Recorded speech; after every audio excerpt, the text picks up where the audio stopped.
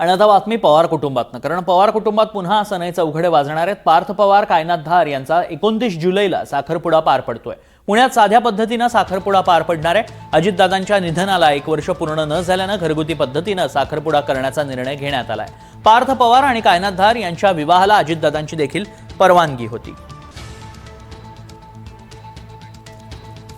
त्यामुळे पुन्हा एकदा पवार कुटुंबात सनई चौघडे वाचताना पाहायला मिळतील. कायनात धार कोण आहेत पाहूयात. कायनात धार काश्मीरची आहे. सध्या कायनात दिल्लीत वास्तव्यास आहे. कायनातच्या कुटुंबाचे पवार कुटुंबाशी जिव्हाळ्याचे संबंध आहेत.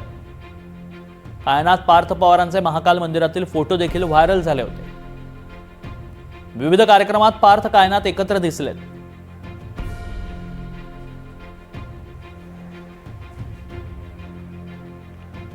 आता पार्थने तो निर्णय घेतलेला आहे आणि भावाचं जर लग्न ठरलं असेल आणि त्याची सुरुवात जर एंगेजमेंटपासून होत असेल तर त्याचं मी अभिनंदन करतो, शुभेच्छा देतो. त्यांनी त्यांचं भावी आयुष्य एकत्रित हे चांगल्या पद्धतीने लोकांची सेवा करत आणि एकमेकाचा विचार करत एक कुटुंब म्हणून नक्कीच ते चांगल्या पद्धतीने राहतील असं मला तिथं वाटतं. त्यामुळे पार्थला मी शुभेच्छा देतो.